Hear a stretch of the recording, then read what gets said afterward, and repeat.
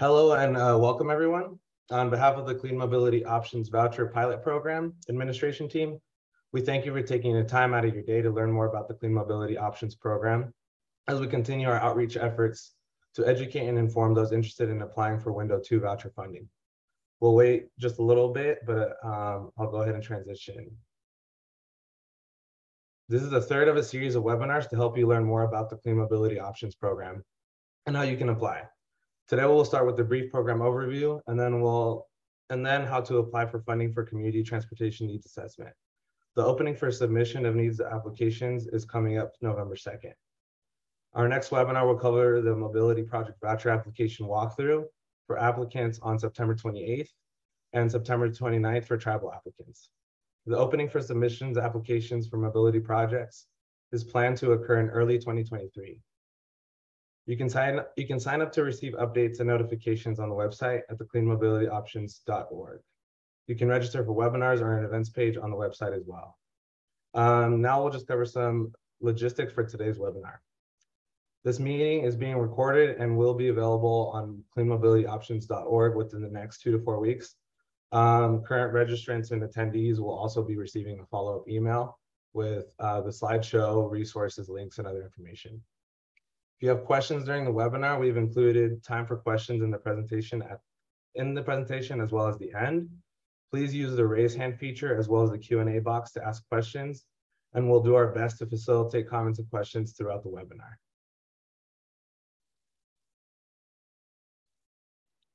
All right, I'm Abraham Salinas, CMO Program Administrative Team Member with CivicWell, along with my colleague, Diana Vasconzalez, who is also with CivicWell.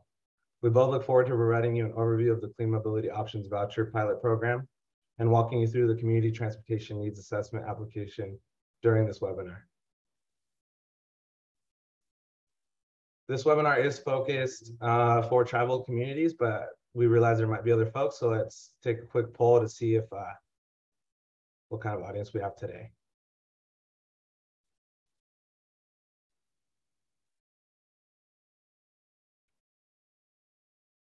So we got some nonprofits, few tribal agencies.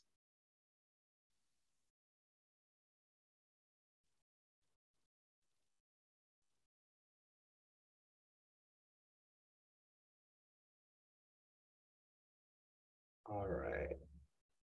Looks like we have a good mix of folks here today. Thank you.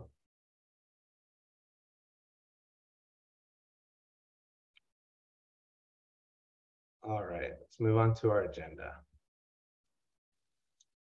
Today, we'll begin with the Clean Mobility Project Options Program overview that will provide a brief background, program goals, and different types of funding available for those who are not familiar with the program. We'll follow with a more detailed overview of the CMO Community Transportation Needs Assessment objectives and funding application process.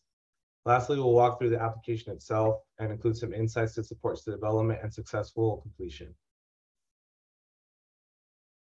Let's begin by providing an overview of the Clean Mobility Options Voucher Program.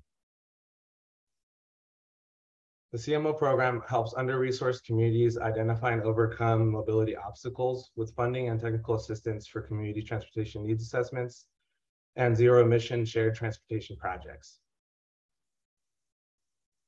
Sources of funding for the program include California Climate Investment Funds, generated by greenhouse gas emission reduction cap and trade auction proceeds, and the Clean Transportation Program, which is administered by the California Energy Commission. CMO is administered through the California Air Resources Board and their program administrative team led by CalSTAR, assisted by Shared Use Mobility Center and CivicWell. Some of the CMO program goals are to increase clean mobility choices for disadvantaged and low-income communities, as well as tribal governments. Fund community-driven mobility solutions centered on residents' primary needs, improve access to clean mobility options that are safe, reliable, convenient, and affordable to communities across the state, and finally, to reduce greenhouse gases and pollutants. In general, the program is intended to support piloting of innovative and shared transportation service models that reduce greenhouse gas emissions and increase residents' access to destinations without a personal vehicle. Clean mobility options are identified through the community engagement and evaluation of the community transportation needs. The following are the current clean mobility option service models that are in combination are eligible for funding. Car sharing, bike share or scooter sharing, carpooling and van pooling, micro transit services or innovative transit services, fixed route transit services, ride on demand services. If you have any questions about what these type of services entail, we can answer those later on the webinar. All right, CMO provides two types of vouchers for eligible applicants to support communities that are in different stages of preparation towards implementing mobility projects. Available vouchers include Clean Mobility Project Vouchers, or MPVs, and Community Transportation Needs Assessment Vouchers, or Needs Assessment Vouchers, also known as CTNAs. Project eligibility criteria, application material, voucher award amounts, and terms and conditions vary between the types of vouchers. Needs assessment vouchers are intended to support communities identify their transportation needs and evaluating gaps through community transportation needs assessment process.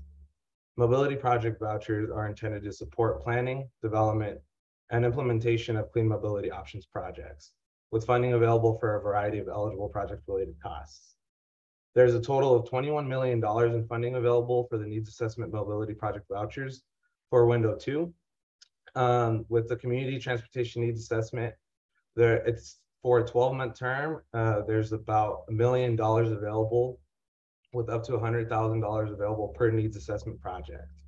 This includes specifically a $200,000 set aside for eligible tribal governments. That does not limit tribal governments from being selected for the other, the portion of the $1 million. Then we have mobility project vouchers. They're for a 5-year term, and there's about $20 million available, with up to $1 million per mobility project. $2 million is set aside for eligible tribal governments, and $10 million is set aside for previous needs assessment awardees. So the CMO program is a voucher-based program. This meaning a voucher type is a contract that serves as a promise of payments. Payments are then issued when project milestones are reached on a reimbursement basis over the life of the voucher agreement term.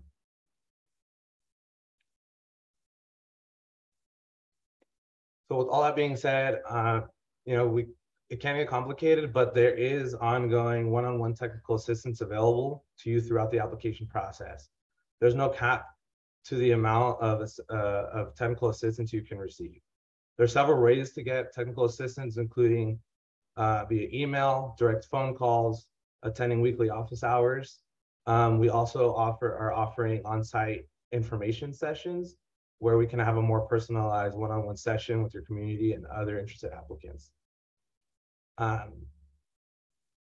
So we can help you understand eligibility, provide budget advice, assist with project design and partnership development, and a lot more.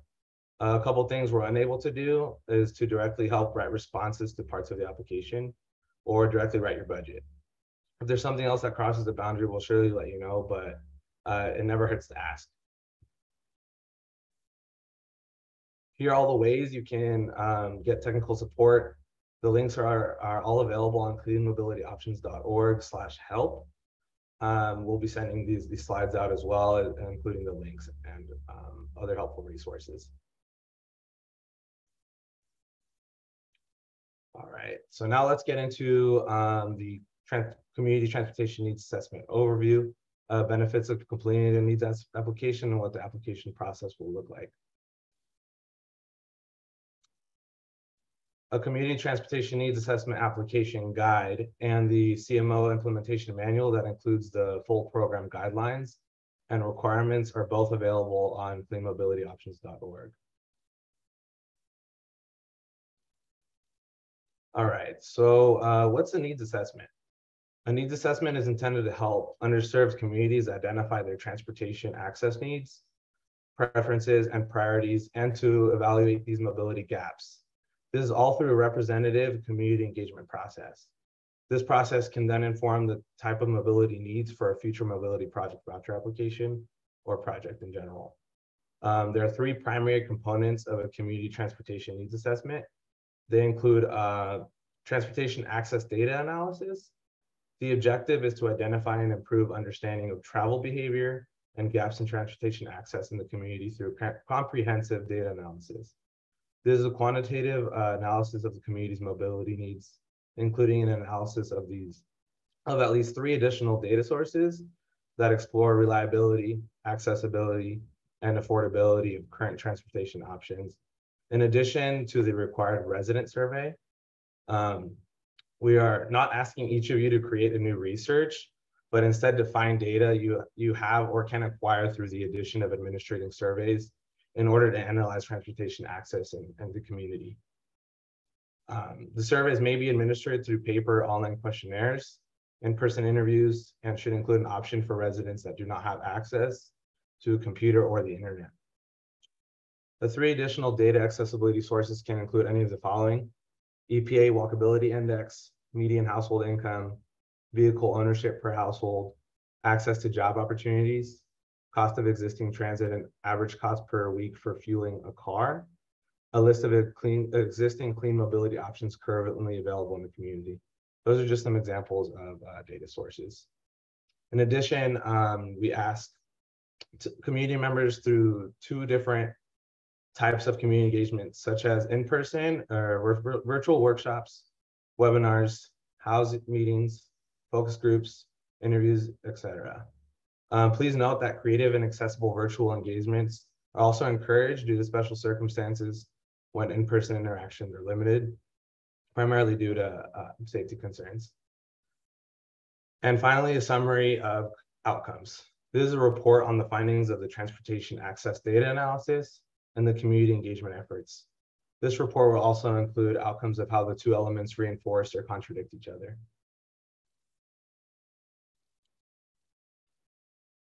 All right, so why complete a needs assessment? There are several positive outcomes that can result by completing a needs assessment. It allows for capacity building, or in other words, the needs assessment allows for communities to build upon or maintain relationships. This can also educate residents on new service models that they may be unfamiliar with and to help them understand better transportation options. It also empowers community members to be a part of the decision-making process while facilitating a sense of ownership in the project. This can be a key factor in transportation equity. Additionally, completing needs assessment can provide leveraging of other funding opportunities, and can be used as an advocacy tool to help garner support from key stakeholders and decision makers. So once again, there's a total of $1 million available for needs assessment vouchers, with a maximum of $100,000 for each needs assessment voucher, which will last a 12-month term. Of the $1 million, $200,000 is set aside specifically for California Native American tribes. Tribal governments can be awarded through the general CT&A pool as well. It is not a minimum, maximum, or a cap. So the program is designed to meet the mobility needs of California underserved communities. That being said, the project area is defined as the geographic area where the users live, where the services will operate, and where the infrastructure will be installed. To qualify, the project area served must fall into one of the eligible project areas. One, it is an SB 535 disadvantaged community located in Cal EPA's Cal Enviro Screen 4.0. This screening tool lists census tracts that are disproportionately burdened and vulnerable to multiple sources of pollution. Second, it can be located in AB 1550 low-income community. And third, it is a tribal land only when within SB 535 disadvantaged communities or AB 1550 low-income communities. Also, non-federal tribes may still be eligible if they're an AB 1550 low-income community or a DAC disadvantaged community. To help you navigate the project areas, we have provided on the CMO website an interactive map where specific requirements are listed. So the eligible applicants for the CMO program, the lead applicant can be a public agency, any federal, state, or local government entity based in California. This also includes regional transit agencies, local air quality management districts, air pollution control districts, and public school districts, for example. Second, nonprofits or any 501c3 organization that has operated for at least 1 year and is based in California. And lastly, for our target audience today, lead applicant be a California Native American tribe. All California Native American tribes are eligible to apply, including federal and non-federally recognized California Native American tribes. A sub-applicant, which is an entity who you will partner with the lead applicant to complete the needs assessment. This includes organizations that provide community outreach services, transportation planning, and technical assistance such as translation services, mapping, or data analysis on your needs assessment. Sub-applicants may be public, private, tribal governments, or nonprofit organizations, or any entity with lead applicant eligibility. Also, the lead applicant may participate as a sub-applicant in other applications. What does the application process, well, what is it and what will the timeline look like? So we're currently in the technical assistance and pre-application development phase of the CTNA application process. This also includes the MPV application process. All needs assessment applications will be due while the application window opens on November 2nd at 9 a.m. Per the first come, first served process, if the total amount requested on day one does not exceed available funds, then applications will be reviewed and funds will be awarded in the order they were received. If the total funds requested on day one, which we are anticipated exceeds the amount of funds available, then the applications will be randomized and reviewed in the new randomized order to ensure equitability. Applications will then go through the initial review completeness and eligibility process. Applications that do not meet the initial review criteria will be immediately rejected. Applications on the final review list may have the opportunity to minor corrections. Once the review list is finalized, program administrators will begin the final review process, and all other applicants will be added to a wait list. If for any reason an applicant drops out of the process or if more funds become available, we'll review the next application on the wait list. The application window will close after 1 month. All applications will receive during this time after a final review list has been established will be waitlisted. After the review process is completed, all funds are allotted and applicants will move forward to the execution of vouchers. So here are some key application process dates.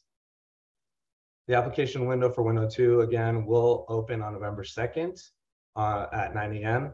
We highly encourage all applicants to submit their application the day the application window opens. Please note, any application submitted before 9 a.m. on November 2nd will not be accepted. And on November 2nd, again, if the total amount of funds requested exceeds the amount of funds available, the project administrator will initiate the randomization process. And lastly, here on November 7th, the application window will officially close. The review process should then be completed and awardees will move forward with the execution of needs assessment vouchers. So these are the 3 ways you can submit your application. You can apply online using the fillable application form on cleanmobilityoptions.org. You can also email your application to application@cleanmobility.org, cleanmobilityoptions.org, sorry. And lastly, they can be physically mailed in to this address here at CalSTART, 48 South Chester Avenue, Pasadena, California. So complete submissions will receive a confirmation email receipt from CalSTART or the CMO portal system. Again, there will be no early submissions. Early submissions will be rejected. Early applications won't be returned. And we also will not be processing incomplete submissions.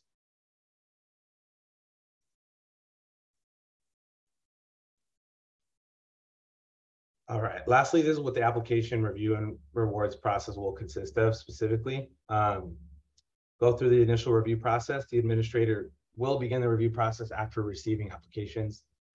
Then there will be a grace period where applicants may be asked to provide clarifications to their application. Applicants will not lose their place in the queue during the grace period. Next, there will be the notification of awards where the administrator will notify applicants within 8 weeks after the window closes. Although we are aiming to make award decisions within 1 month of the application window closing. And finally, applicants must have approvals from their board, council, or necessary authority before signing the voucher agreement.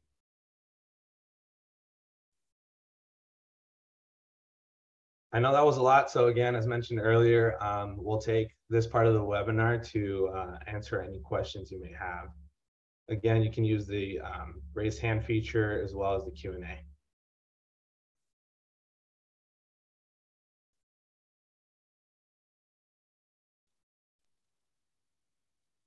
Abraham, I'm not seeing any open questions currently. Sounds good. Thank you, Crystal. We'll give folks a little bit, and if there's no questions at this point, we'll pass it on over to Deanna.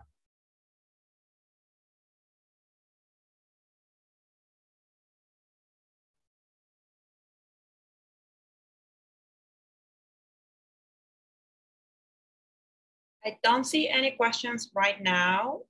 So I think we'll jump to the next section on this webinar, but please know that if you have any questions or comments at any point, you can let us know through the Q&A function, and we'll also have other spaces where you can just unmute and ask your questions.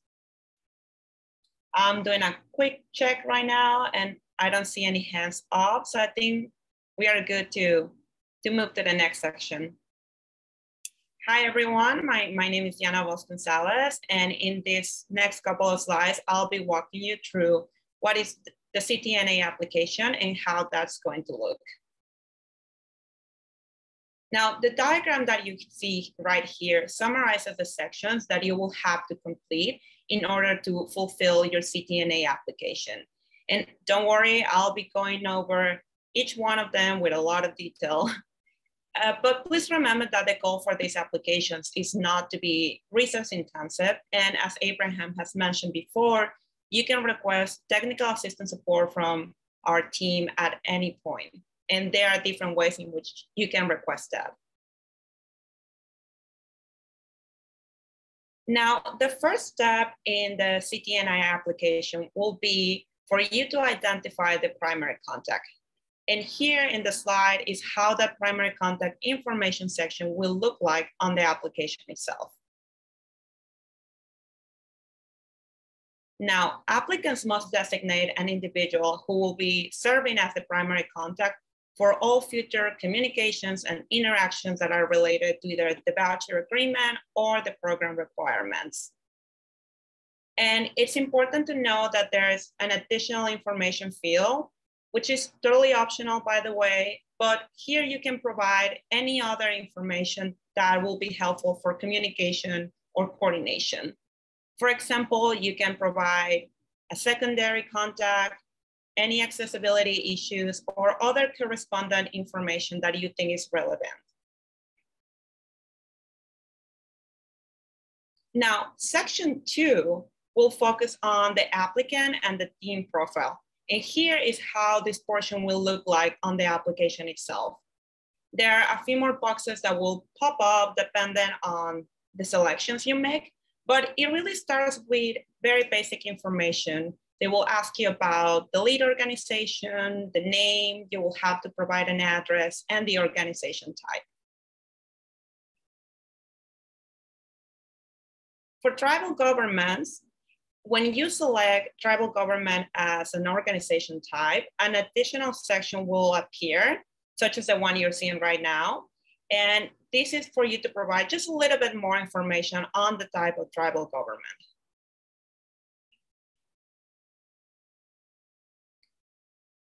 Now, If your teams happen to include sub-applicants, then you will also have to provide a little bit more information on the sub-applicants as well, such as their name, their role in the project, and the organization type. And it's important to remember that a sub-applicant can either be a private organization, a nonprofit, a public agency, or a tribal chartered corporation. And here on the right side, you'll find some examples on how to describe the sub-applicant role in the project. Okay, now that we cover information on the lead applicant and the sub-applicants, we are ready to move on to the last two questions in section 2. So the first one, as you might see here, will focus on the description of the team's qualifications to conduct a needs assessment. So in this field, you can discuss the history of the local engagement, key areas of expertise that you may have, your understanding on equity, and also present examples of the applicant representing or advocating for the community. For the second question, it will focus on the description of the team's connection to the community.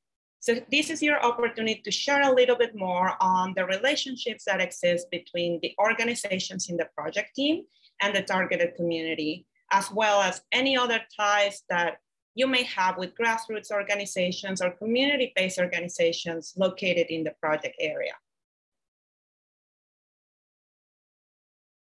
Now, next we have section 3, which is focusing on project narrative. This section will cover a series of questions that will ask you about your proposed needs assessment. And I know that here it's showing that the max length is 6,000 characters, but we'll be changing that to 3,000 for the actual application.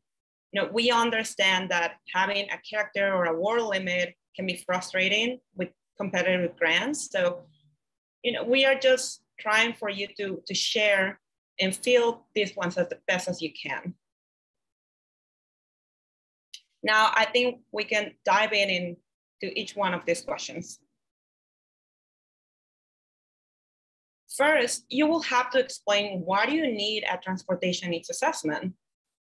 In these questions, you have the opportunity to discuss a little bit more about the history of environmental or socioeconomic challenges you have faced in the project area, other areas of investment or disinvestment, as well as populations that have been historically underrepresented in community or transportation planning. For the second question, you will have to summarize any existing regional or community level transportation needs assessment efforts. Basically, this step is establishing that you will be making a contribution that is new to any existing relevant studies or related engagement. And new can just mean that you're doing something different than the previous efforts, not necessarily that you're making any new discoveries. Now, for the next question, you will have to explain what gaps or series of gaps may exist in the current understanding of the community need. Some of the type of gaps you could include are unanswered questions, lack of specific knowledge, insufficient engagement with a particular group, or maybe limitations in the methodology that have been used in the past, as well as maybe other analyses that now have become outdated. After you have all that, you can think this as establishing a hypothesis about your needs assessment. So therefore, by filling these knowledge gaps, what do you think you will discover from your community? Now, for the question number 4, it's all about timeline and planning for the activities. So here you have to describe your timeline, provide a little bit more information on the plan for the activities that will be conducted to satisfy the requirements for the transportation needs assessment methodology. In this approach, you should include the transportation access data analysis, where basically you just have to provide a description of the plan on how you're going to administer the survey, a description of the data collection approach. Another element is the community engagement plan that should include at least 2 engagement activities and a final summary report. There's also another element, but it's completely optional, and this is the clean mobility options project preparation and design. And here you just have to explain why and how the mobility project is needed based on the needs assessment. Now, here's an example of a kind of document that you can attach as an additional material. Your timeline can be very basic and just add additional strength to the responses you're providing in this project narrative section. And here we have a few resources that we have put together specifically for CTNA. They can be found on the CMO website. And if you're looking for some inspiration on even guidance and eligible activities for the methodology, you can review them at your own time. Just please bear in mind that these were prepared to support the teams who are carrying out the needs assessment. However, you can use them for planning one, getting some ideas on the data sources that you might use for the data analysis, or even some other ideas on community engagement activities, and get a general understanding on what goes into a successful community engagement plan.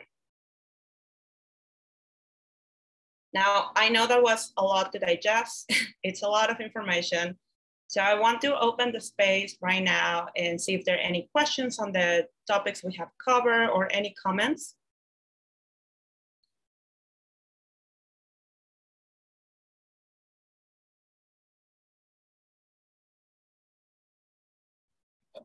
This is Josh Wingen here. One question that I noticed that Sarah just answered is, will we be able to share the slides and the this presentation with others and provide it to those on the call so they can share it with others? So maybe you can. Yeah, that's correct. We will be sharing a copy of the slide deck as well as the recording of this webinar, and all the resources and links that we're sharing here. All of those will be shared with the participants in the next couple of weeks after this webinar.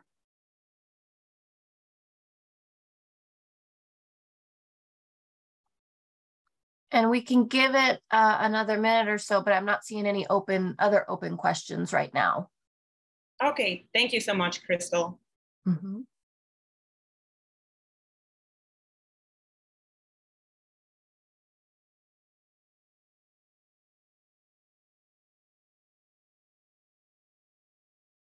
Okay, I don't see any other hands up or questions. So I think we're good to move to the next section.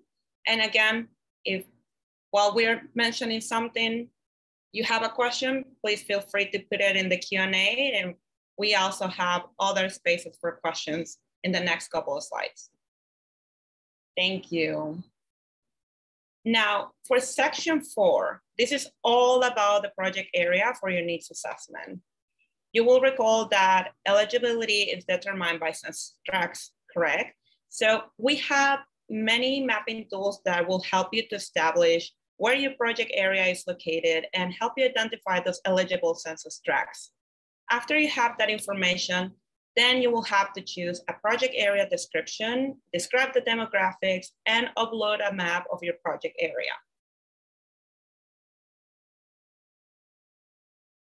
And again, your project area must be located in one of these 3 categories. And we'll be sharing a link to the census tract lookup tool after this webinar, and maybe one of my colleagues can share right now at the chat. Okay, all of the resources are now in the chat. Thank you. For this dropdown, you just have to choose the selection that is more appropriate for your project. And don't worry, all of the choices that you see here are eligible. So feel confident in making the choice that just feels more appropriate for your project area. Now, in the next part for section 4, you will have to provide the name of the county or counties that are part of the project area, and just answer this as accurately as you can. The next field is for description of demographics. And here you can provide a description on the target demographics that will benefit from or even participate in the project. You can consider data such as income, household size, age, race, gender, and even the languages that are spoken in that project area. Also, anything else that you think is relevant, please feel free to put it in here.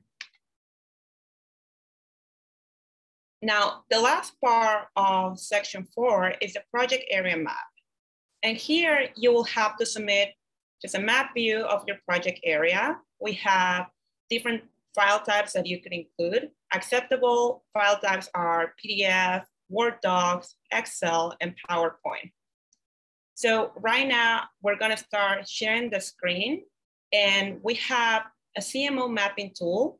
So right now I'll just going to share my screen and provide you with a demo on how to use that tool. So just bear with me for a couple of seconds while I get everything ready.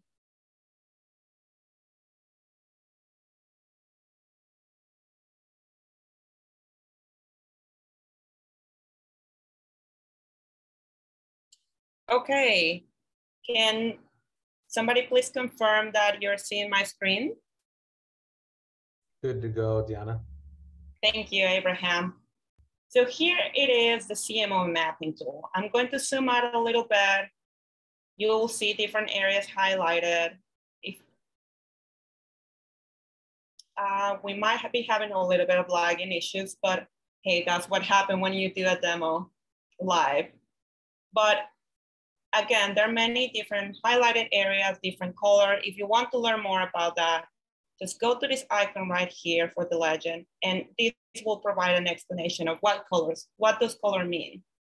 So to get a map view that you can upload to your application, the first thing you will have to do is just try to identify your project area. Once you have that ready, just make sure, oops. Sorry again for the lagging, but once you have that ready, you can say, okay, my project area is right here. I can see the Paciente Rancheria. So let's use that as a project area for this example. Once you have that ready, go to this icon right here to the left, the top left. It looks like a little map with an arrow. Click on it, and then a pop-up window will show up. After you see that window, focus on this green box that says select and click on this arrow, and then click on the option select by point. Once you do that, you can move this away, adjust your area, and then you will click to add a point. Now that you have your project area selected, let's say, well, I might have another census tract that I want to include there in my project area. In order to do that, you will have to click Shift and hold Shift and select another area. So that's in case you have two census tracts that you want to include in that project area. Let's say you made a mistake, it's all good, you can start again, just click the project area. Once you're satisfied with what is highlighted, the next step is you can close this window, go to this little printer icon, click on it, and another pop-up window will come up. Here you'll see options to adjust layout and format. And I'm sorry, it's taking a little while, but basically this window is just giving you options to adjust the layout and the format as I mentioned. Don't worry, you don't have to make any adjustments on that. You just, whatever the window is giving you, that's totally fine. And sometimes, yes, it takes a little time to show the information.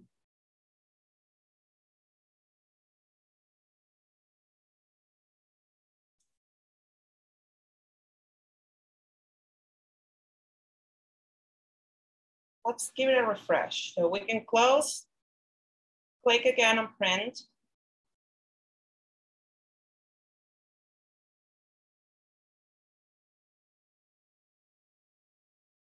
And here it is. These are the options I was talking about. You will have the opportunity to change the layout or the format, but that's really not necessary. Once you have that selected, it's all good to go. Click here and print. And then the tool will start creating a PDF of this project area that you have selected. Once that's ready, just click on this little file right here, click directly on it, and another window will open with the PDF of your of your project area map.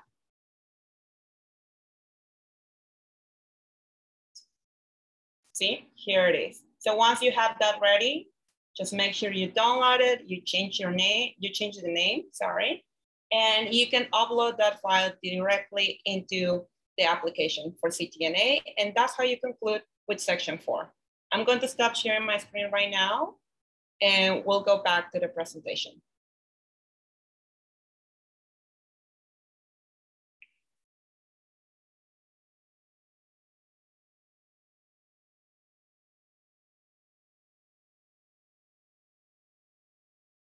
And don't worry, we have a couple of slides here in our deck that will walk you step by step on how to do this on your own. So if you forget about the steps, you can go and watch the recording, or you can just go into the slide deck and navigate the steps one by one. And also please remember that we have technical assistance that you can access at any time. And if you need some help navigating the mapping tool, our project administrator team is here to help you.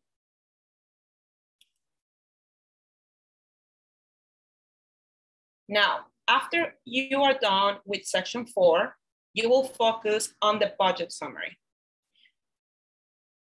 For here, in order to meet the minimum eligibility criteria, the applicant will have to provide a very clear, concise, and reasonable project budget that lists all of the expenditures that you might be anticipating to have during the duration of the CTNA. And my colleague Sarah has dropped the link to the budget worksheet that it's also available in the CMO website. Applicants will have to use the budget template that, as I mentioned, is available on our website or here in the link that was dropped in the chat. And the budget will have to include a description of the total estimated project cost during the 12-month duration of the voucher agreement. The budget sheet will basically become the basis for future payment requests. So this means that this will be expected to more or less adhere to this projection. And again, that's the reason for why we encourage you to reach out and get technical assistance if you're having issues navigating the budget or you don't fully understand how to use the budget spreadsheet. Just ask our team and we're here to help. Now, you might be wondering, well, how this budget spreadsheet even looks like, what should I do? Well, here is an example of how that budget looks like. This is a very simple budget that will meet all of the minimum eligibility requirements.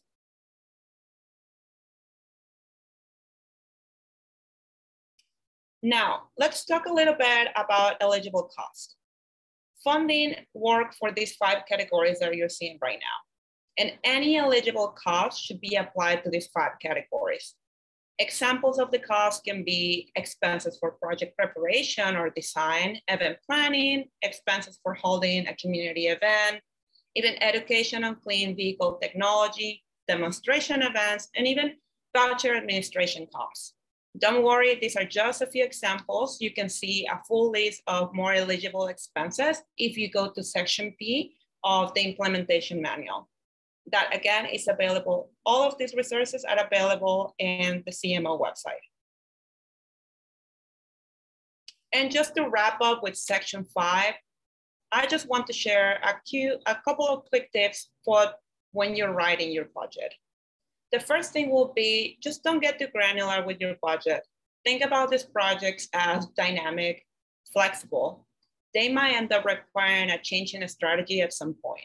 So just think about that, don't get too granular. The second will be to remember your so-called hidden costs. There are stringent insurance requirements for CMO, including coverage that you may not already have. And so you can find these requirements and then check with your broker to see how much those will cost throughout the project period. Building your overhead and administration costs and factoring the CMEA meetings. Participating in CMEA or the Clean Mobility Equity Alliance will consist of meetings where you have the opportunity to meet with fellow awardees and talk about challenges and progress that you're seeing in your projects, maybe share about some some common solutions or common strategies on how to approach some of this, as well as you will have the chance to meet with the full network of CMO awardees that are implementing their projects right now, past CTNA awardees, and even other people who are working on clean mobility around the state. Well, now we have concluded with section 4 and 5. So I'll pause here to see if there are any questions. I see one participant, Angelina, should be able to ask your question. Hello, can you hear me? Yes, we can. Hi, Angelina. Hello, this is Angelina Rahimi. I am a consultant at Aura Planning. I have a question about federally recognized California tribes that are qualified. When you showed your map for eligibility, on the map you were showing disadvantaged communities, also low-income communities, also communities that are disadvantaged and low-income, but you did not have any layer for federally recognized California tribes, which I think if you are a tribe, then you don't need to be low income or disadvantaged. You are eligible just by being a federally recognized tribe. Am I right about that?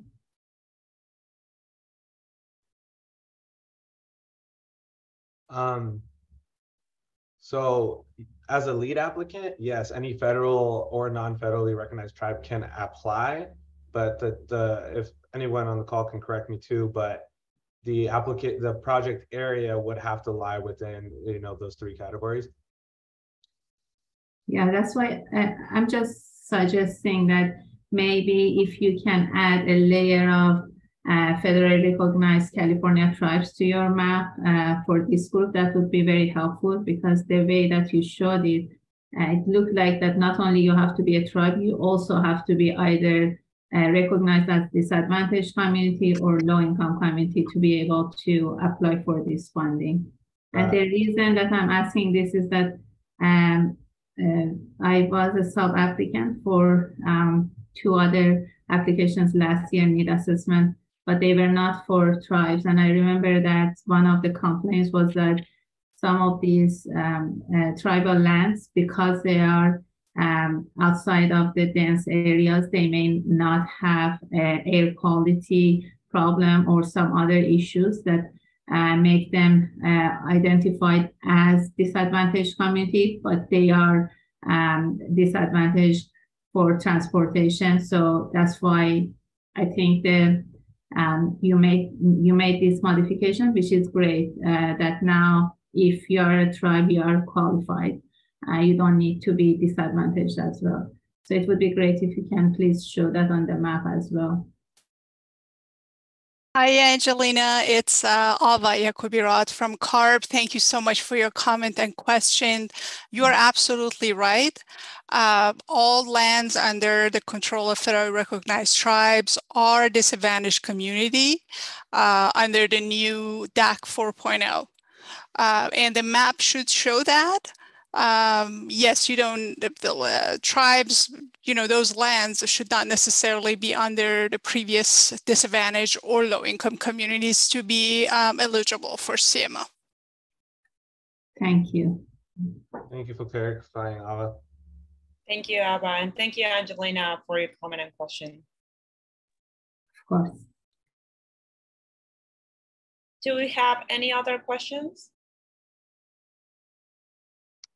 If I may add just one thing about non-federal recognized tribes that may be attendees or listening to this webinar later on. CMO program also considers non-federal recognized tribes as eligible applicants to apply. Also, their lands or their tribal sites, if they are within disadvantaged community or low-income communities, are also eligible project areas. So you don't have to be a federal tribe in order to apply for CMO. That's correct. Thank you, Abba, for the clarification. Any other questions?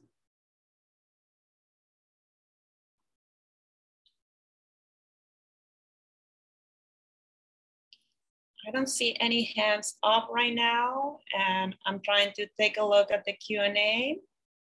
I don't see any open questions right now. That's correct, Diana.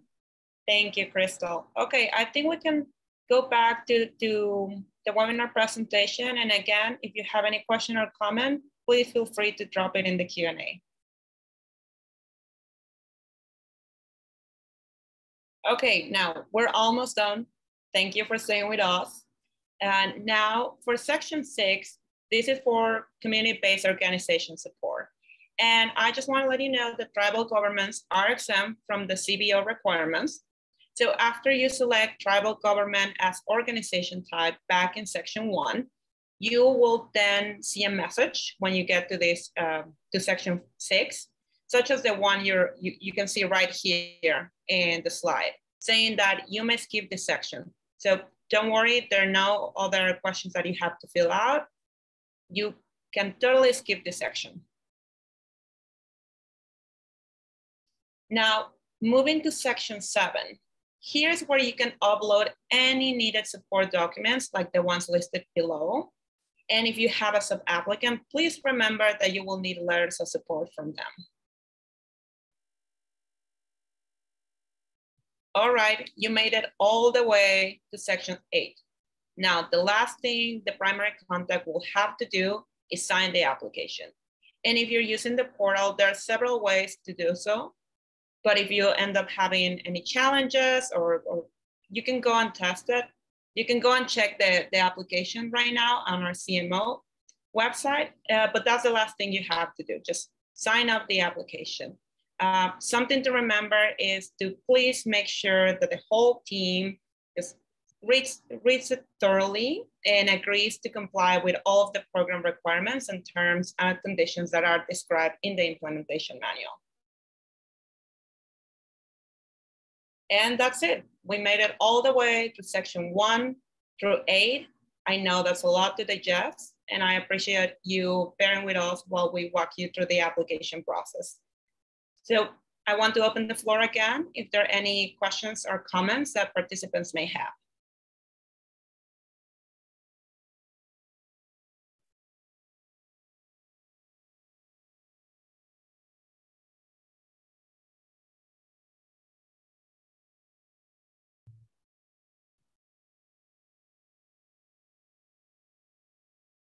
While we're waiting, this is Josh Meyer. I'm part of the program administrative team, and it is a lot to digest. And I just want to reiterate that 2 things. One is after the first round, we received feedback, lots of feedback and input about how to improve the application process and make it a little easier. So we hope, and we think that the online portal, which is something you can look at.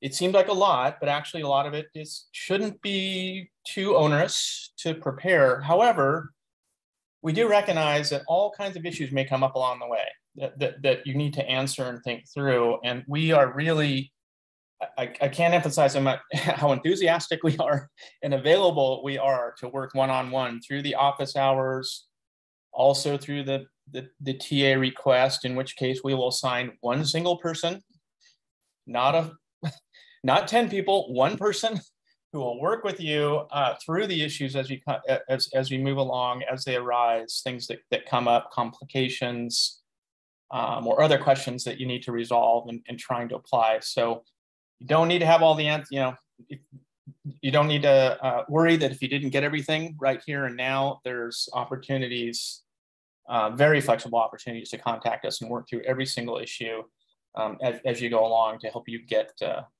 the get your application developed, get your project developed, and actually apply. So we like doing this, and we're looking forward to working with you.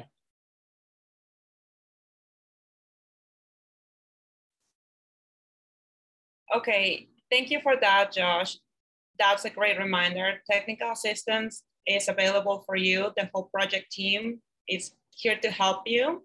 We drop again the resources in the chat, and just please remember that this webinar will be shared with you, as well as the recording and all of the links we have mentioned. You can, in the meantime, you can go to the cleanmobilityoptions.org website, just explore it, check out a few things. If you have any questions, we have a good amount of resources there, but you can always come to us. And if you have any project specific questions, or there's a few things that are not clear to you, we're here to help. I do want to mention we actually created a poll for those interested in connecting with each other. So we can go ahead and launch that poll for those interested, if you'd like to connect with other participants from this webinar.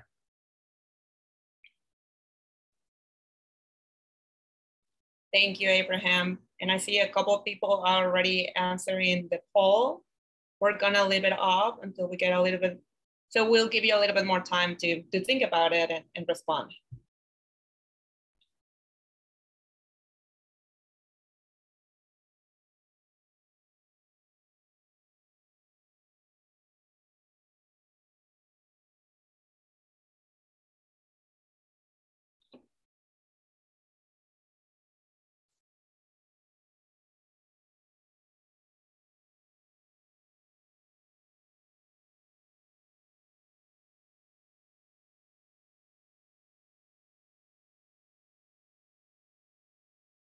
Okay, I don't see any more responses coming in.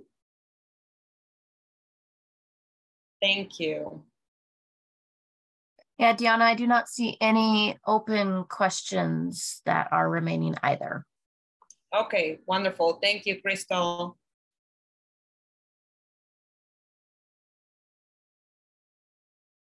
Well, before we finish this webinar, we just want to share with you some dates for the upcoming webinars we are going to have.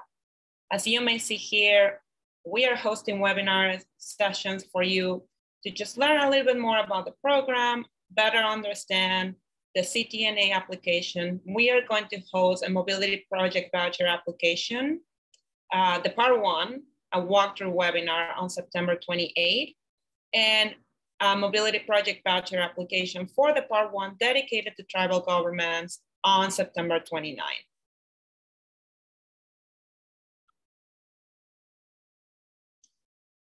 And we are going to be dropping the chats as well. Sorry, we are going to be dropping the registration links for these webinars in the chat as well. But you can also learn about all the upcoming webinars and events that our team will be hosting by visiting the cleanmobilityoptions.org/events. And I'm going to put that link right here in the chat right now.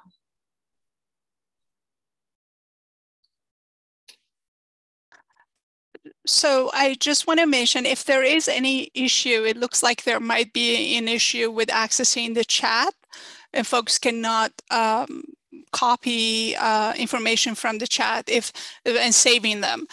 So if there is any issue, we'll save all of these and share this information in the follow-up email. Thank you for that reminder, Abba. That's correct. If you're having any issues with the chat, we are really sorry about the technical issues, but yes, we'll be sharing all of these resources, all of the links, copy of the slide deck, as well as the webinar recording with all of you in the next couple of weeks. And also, if you're interested in a potential partnership, my colleague Sarah just dropped an email address, and you can email us to let us know that you have this interest.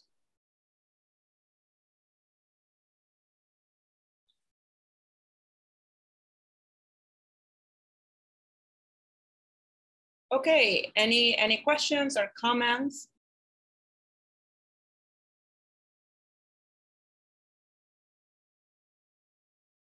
Okay, thank you all for your time and bearing with us with all this information. We really appreciate you here.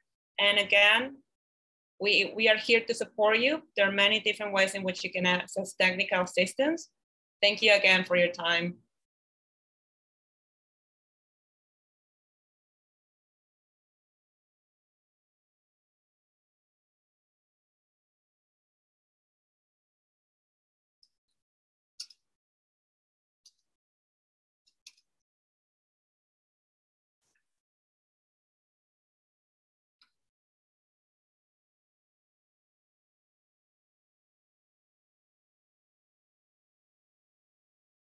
Great job, everyone.